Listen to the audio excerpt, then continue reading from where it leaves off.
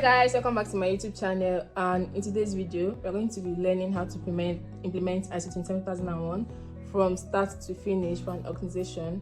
So let's get right into it.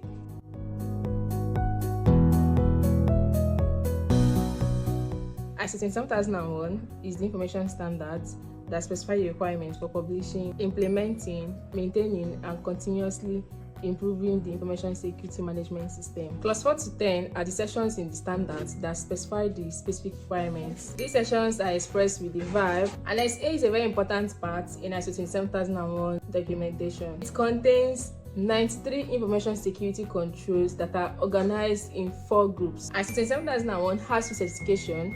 It has the individual certification and it also has the certification for organizations. While individual certification has 2 parts inside it. They has ISO 27001 for implementer and also have for auditors. As ISO 27001 implementer, your role is to implement the security standards in an organization, while as an auditor, your role is to make sure that these standards and requirements were successfully and correctly implemented in an organization. Clause 4 to 10 are mandatory requirements, so these ones are non-negotiable. It must be implemented in an organization, while ISA controls are not mandatory to implement. They are just like guides. So we're going to start with looking at the whole document. So this is the ISO 27001 documentation, as this is the overview of all of them, how it stands from. So these are the clause 4 to 10 that are compulsory and mandatory. These are the clause 4, content of the organization, down to clause 10. And this is the clause 10. This is improvement, down to improvement. It has up to 93 controls in it. So we're going to start with clause 4. We're going to start with clause 4, which is the first mandatory thing to do. Go to it. So this is clause 4. So clause 4 has to do with understanding the organizational contents. And when we talk about understanding the organization, understanding the whole internal, external factors that are affecting the organization. When we talk about the internal factors that can affect the organization, so we are talking about things that are inside the things that are outside the organization. When example of external stuff can be GDPR compliance for European clients. When we're talking about the internal factors, we can talk about the related policy in an organization. So, and if you want to check these things, you want to check how to identify these things in an organization, you can do it by having an interview with stakeholders, or you can find out these things. That is for clause 4.1. If you look at it here, it says that the organization shall determine external and internal issues that are relevant to intended outcomes of its information security management system. So this is for clause 4.1. That will be the first thing you have to do when you're implementing ISO and the expectations of the interested parties. You have to, for 4.2, you have to find out people that are involved, so how interested they are in this ISO 27001 implementation, and you will have to find out what are their interests in this project that you are carrying out. You have to perform you have to awareness sessions to know what they want and all that. You also have to learn to know their commitments and all that. So that is for that. Then we have the 4.2. If you set parties that are relevant to the information security management system, the relevant requirements for these interested parties, which of these requirements will be addressed through the information security management system. Then we have 4.3. So 4.3 is this place. It says the organization shall determine the boundaries and the applicability of the information security management system to establish its scope. Here you have to find out 0.3. You have to first of all for you to be able to find out these scopes, you have to first of all to clearly define the objectives of this information security management system, and this scope will also help you to set the boundaries for gap assessment when you want to do your gap assessment. So this system and the locations that should be included in the information security management system. So it also tells you the departments, the locations, and where all the data are and where you can access them.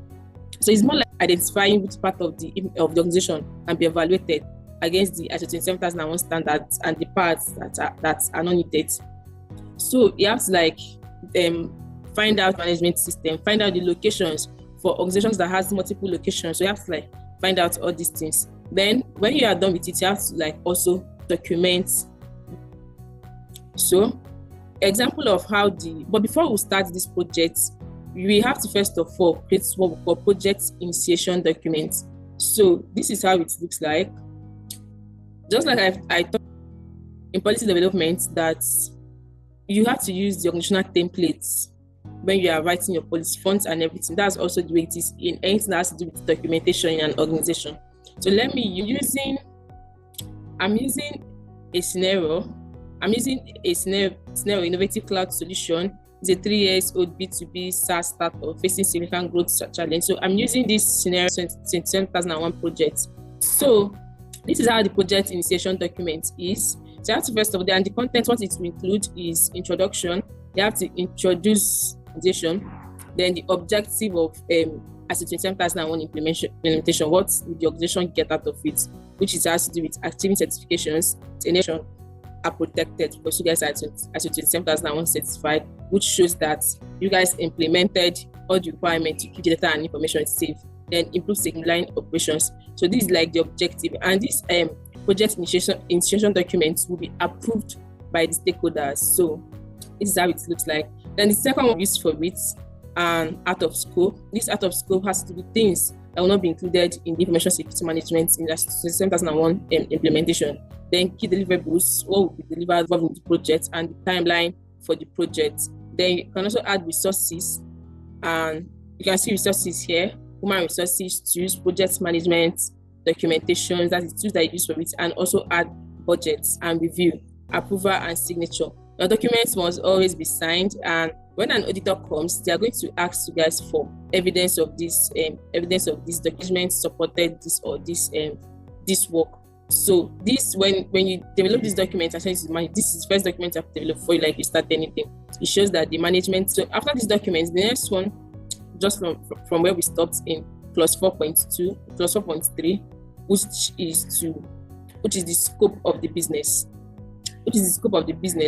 And this is how it looks like: information security management scope for implementing information security management system as a 27001-22. So this is the document control and everything, approval. And this is the table of contents, what the control page contains. And this document and templates depends on. Then the first thing I just have is introduction. This document defines the scope of the information security management system for innovative cloud solution, established in accordance with the requirements of quality, integrity, and availability of information assets, which everything we do about cyber security has to do with cover the CI trial of an information or the organizational context. Have like define the company's profile, their functions, products and services. So more like these are like the teams and departments that you discovered. Then we have an external issues. And for internal and external issues, we discovered is scaling operations, engineering resources, security culture, maturity of security practice. So, investigation prerequisites, customer trust, regulatory risk, and we have interested parties. These are people that are interested: enterprise clients, customers, employees, shareholders in the information security management system. Then we have applicable legal and regulatory requirements arising from the above. So, based on the ISMS, must address and comply with, but it's not limited to the following regulatory bodies: GDPR, data protections, and lots more. Then the purpose and the scope of the information security. This is the post part of the information security incidents. So what will happen if an incident occurs, and the objective. So this is how it looks like. And you also add exclusion, security management system. They are out of scope. Things will not be added, which is physical security of AWS data centers and personal devices of employees not used for company's business, said in the information security management system. So this is how your scope should look like when you are developing one for information security management. 4.4. So this 4.4 is when you are done with the scope. This we now get to 4.4, which has to do with identifying gap assessment. So here it says maintain and continually improve an information security management system, including the process needed and the interactions in accordance with the requirements of this documentation. So a gap assessment. So you can ask, what is gap assessment? So gap assessment is like you use it to identify the current practice and where the company is right now. So it's more like you review everything that is in the organization, you review the existing policies, you check access controls, ISO 27001 provided. So you check their policy if it is if it aligned with the rules that ISO 27001 provided for the policy. If it's updated, check lack of formal risk assessment and incident response processes. So that is what you do when you're performing gap assessment. And when you're doing all these things, you have to also before you perform risk assessment, I'm supposed to ask, why should we do that? After performing gap assessments, you can actually find out that there's no risk assessment. It can be something after that you now write a report for it. So you can ask the difference between gap assessment and risk assessment. So gap assessment helps you to know the current what the organization is practicing, and if they are current, analyze risk to your organizational information assets. So risk assessment allows you to identify and mitigate risk, while gap assessment where your organization is and if this is where they are supposed to be. More like a practical example is like checking if they have an information security policy and you the guides of ISO 27001 and the mandatory things that need to be in information security policy according to ISO 27001. So just like I've said, the gap assessment is performed before further. The gap assessment helps you to understand where your organization stands concerning the standards requirements, while the risk assessment is to help you to identify and analyze and get risk. Be like there's no formal risk assessment process, which is a gap that needs to be addressed. And risk assessments will help you to see the risk and to mitigate it. So that is all for clause 4. So once you are done with these things, you will now move to clause 5. You will now move to clause 5, which clause 5 has to do with leadership and commitment. Give me a second. So for this leadership and commitment, this is where you have to define. You have to define top management shall demonstrate leadership and commitment with respect to the information security management system by ensuring the information security policy and information security objective to the organization.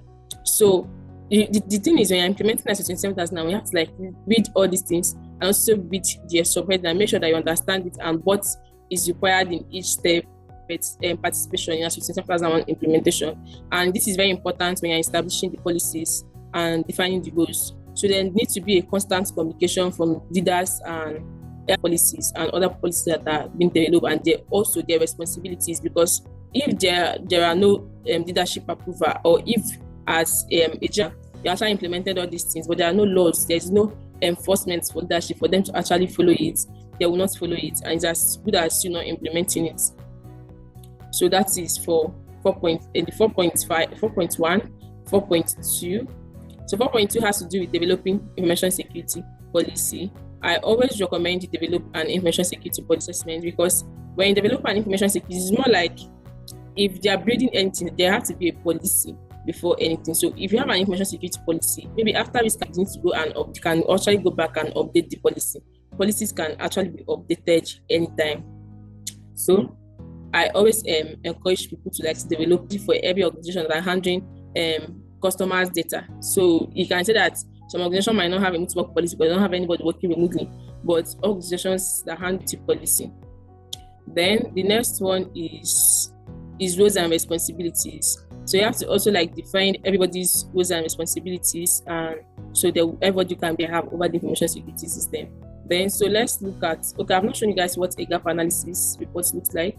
So this is an example of a gap analysis report. First of all, identify